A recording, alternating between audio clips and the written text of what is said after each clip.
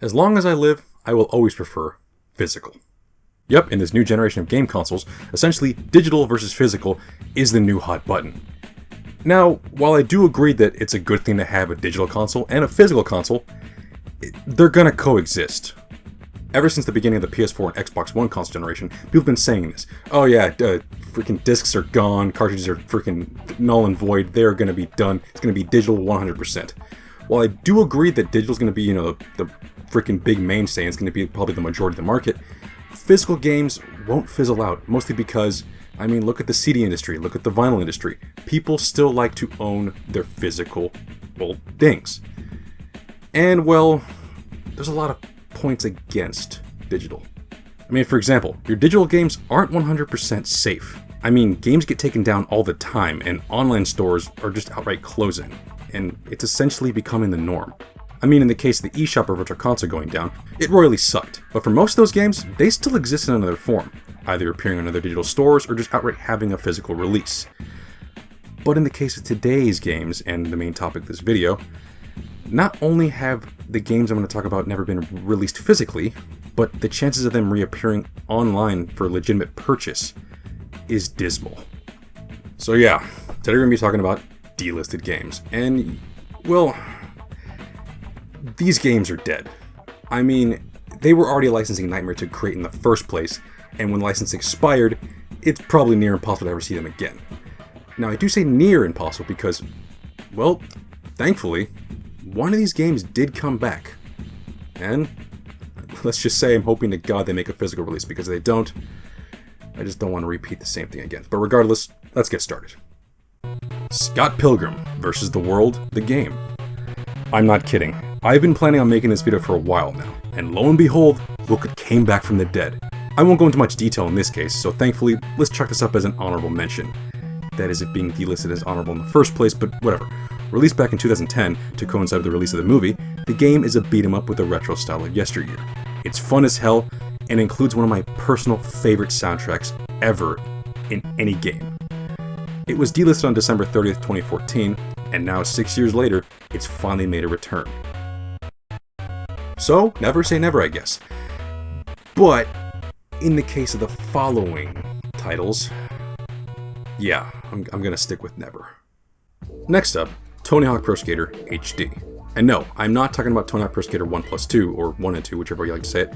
No, I'm talking about Tony Hawk Pro Skater HD. Which, funny enough, memories of that game flooded my mind while I was playing Tony Hawk Pro Skater 1+2. And those memories reminded me of how horrible this game is. Released on July 18th, 2012, HD was the first attempt at trying to recapture the magic of the original games, by remaking some levels from 1 and 2 in, HD. This was developed by Robomoto, the same company that made Tony Hawk Ride, and then went on to make Tony Hawk Pro Skater 5. So you know it's in good hands. Fuck. But yeah, what makes this game so bad? Well, besides the fact this runs in the previous version of Unreal Engine than 1+2, which you'd expect to be a good thing, no. Instead, this game is wrought with horrible controls, floaty physics, and poor design choices. For starters, it doesn't even have Bob Burnquist, my favorite from the originals. Granted, it's missing a lot of the original skaters, but at least I can play with my game avatar in the 360 version. Yeah, it is kind of cool seeing a cartoony ODST soldier shredding, but this fun comes to a screeching halt once the game actually starts. Input lag, frame rate drops, extremely slow gameplay, broken collision detection, and nonsensical moon physics. The original games, and 1+2 for that matter, don't really have, realistic physics. But at least it made sense in the speed and flow of the game. Whereas here, I don't know what the hell they were going for. This literally feels like you just left the moon cheat on at Tony Hawk Pro Skater 2, and then just made everything at least 0.7 times slower. But yeah, add on the fact that the soundtrack is a shadow of its former self, including only a handful of original tracks, and that it only has 7 levels. And on the side, if you wanted 3 more levels that originally appeared in Tony Hawk Pro Skater 3, as well as the ability to revert, you would need to shell out more money for the DLC. All in all, it feels like an honest-to-God cash grab, just trying to score sales off of pure nostalgia.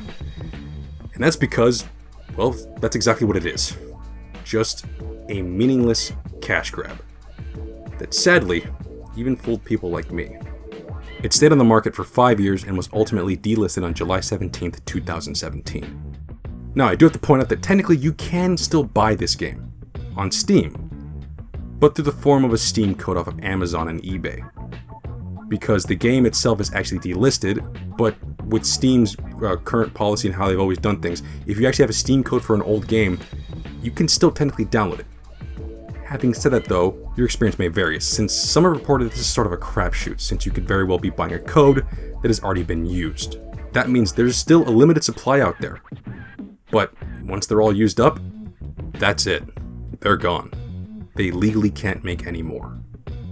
Now, before I move on, I just want to add, I almost made a versus video between this game and 1+2. But, granted, if you still want me to make that video, I'm down to, because it's a cool topic, but I mean, we already know which is the better one. I mean, for fuck's sake, HD is god-awful, and 1+2 is a great return to form, and it's a great step in the right direction of what we want in Tony Hawk Pro Skater games in the future.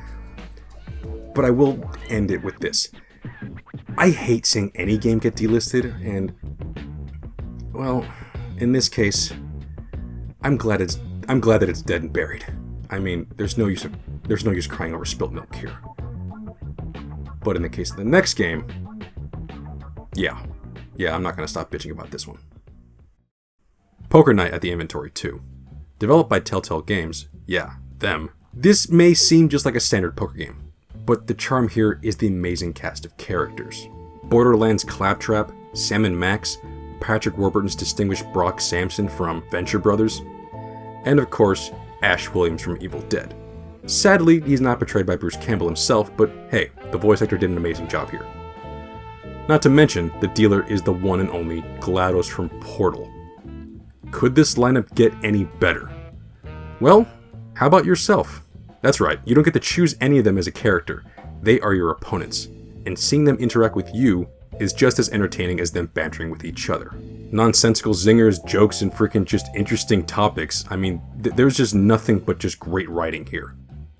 Granted, some jokes do repeat, and if you hated Claptrap in Borderlands, get ready for him to be the most chatty of the bunch. But I for one find him amusing, so he does lay out some great singers from time to time. Accent this whole affair with smooth lounge music, and you have not only a great game to have fun with, but one just to veg out and just try your hand at poker. I mean, it just reeks of comedy and noir, and those are two elements that rarely mesh well together, so it's great to see that works so well here. Oh, and before I forget, if you are a completionist, it is important to note that you can unlock many different card decks, chipsets, and table felts, all themed around the respective characters in the game. So other than being a fan of card games, the replay factor is high here, if you like cosmetic unlockables. But at this point, I have no idea why I'm even hyping it up, because, again, this game was sadly delisted on September 11th, 2018. So yeah, this game is funny, it's entertaining, it's a freaking solid card game, and I would love to see it be re-released in any form, not mobile, but that's sadly not going to happen. I mean, not only would getting this band back together be a freaking licensing nightmare, but Telltale has outright said that they're not interested in, renewing that license. I mean, I'd love to see a sequel, get a whole brand new cast of characters, but again, not gonna happen. And that may be because Telltale Games is sadly a shell of its former self. Ever since they went defunct in October 2018, they've been under new management. Which, speaking of management, now we're going to be talking about one of the most mismanaged companies of this last decade. And yeah, we're going to be talking about Konami. You know where this is going. PT. Of course I have to talk about PT. I mean, seriously. Not only is its removal from PSN still one of the biggest disappointments of the PS4 generation, it wasn't even a full game. It was literally just a PT, a playable teaser of Silent Hills. The most anticipated game that will never see the light of day, at least in its original incarnation. Even if Konami decides to finally bring this game back from the dead, there would be no Hideo Kojima, Guillermo del Toro, or Norman Reedus. Thankfully, those three went on to work on Stranding, a game I equally love and hate, but unlike Silent Hills, I'm at least ecstatic that it exists. But yeah, back to PT. Originally it appeared on August 12, 2014, and at this point nobody knew what the hell it was. Its graphics were a step above anything out at the time, its atmosphere was spine-chilling, easily making it one of the most scariest games ever made, and its simple gameplay yet brain-scratching puzzles were captivating.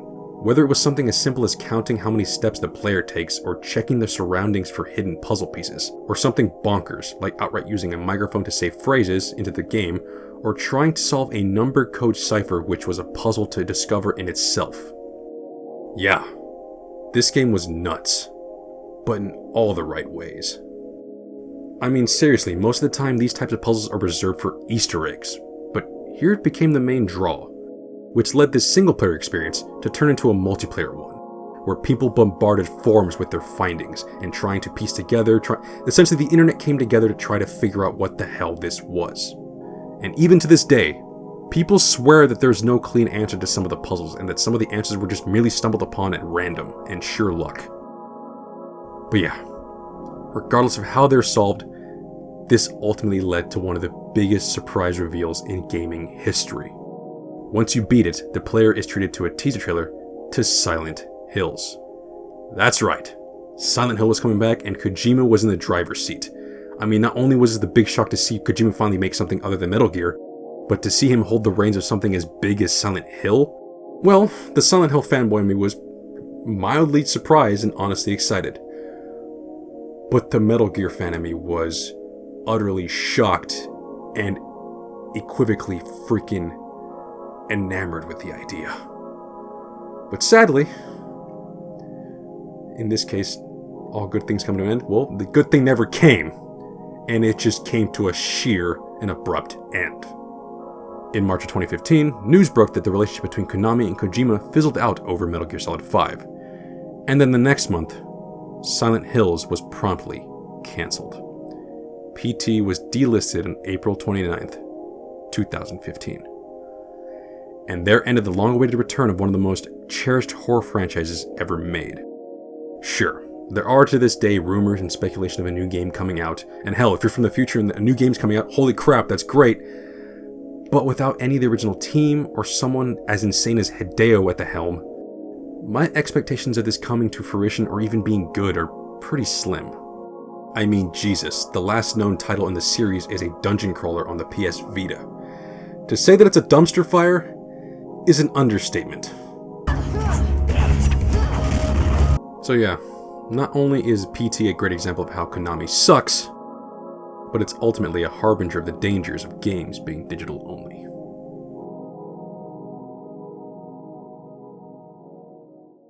Well, that's the video. And yeah, like I've said before, this is why I love physical. I mean, some companies are going to come to me and try to steal my games. I actually own these. These are physically in my hands.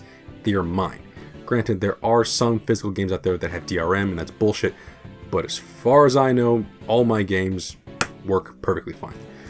And yeah, I'm not trying to, shit on the whole digital, I'm not trying to make it a whole physical versus digital thing, because I love digital. I mean, indie developers get to, release their games on digital. They don't have to go through publishing, they don't have to do any of that crap. They can do it cheap and easy, and it's less of a hassle than having to go to a company and have to freaking print manuals and make games and actual physical discs. It's just easier, and it allows more games to get to us, the consumer and the gamer. But when AAA developers pull this shit and try to, this game's gonna be digital only, and when you don't download it, or if you don't have it downloaded and we take it offline, tough shit. And especially if you've owned it and then the license gets revoked, it's just a dirty practice. It's a bad practice, and more it's pushing people to piracy. Not that I'm condoning it, but when a company's outright saying, oh, we don't want your money, even though we want to, us the consumer wants to give them money, we'd happily buy their game again in any form. If they're saying, nah, I don't feel like it, you're kind of pushing people to piracy. But yeah, regardless, if you want to learn more about this, please look into a website like DELISTEDgames.com, and that website actually gave me a lot of information that's in this video. And if you either just want to, educate yourself, or you just be depressed at all these games, at least some come back. That's the cool thing about the website. It gets people, riled up. It gets people to actually give a shit about these games. And hell, you might notice that some of the games you own, or some of the ones that you've used to own, are now on this list. And yeah, also look into the YouTuber Ross Scott, Cursed Farms. He's the guy who made a Freeman's Mind and Ross's Game Dungeon. He's the one that turned me in all this crap about games being killed off, whether it be single player or multiplayer. DRM is just bad. And yeah, unless you own these games physically or you have them digitally downloaded on a hard drive that thankfully hasn't died, these games are dying. And the shitty thing is, at least so far, there's not much we can do about it. But yeah, it's enough of me rambling. That's the video. Thank you for watching. Like, comment, and subscribe. I'll see you guys later.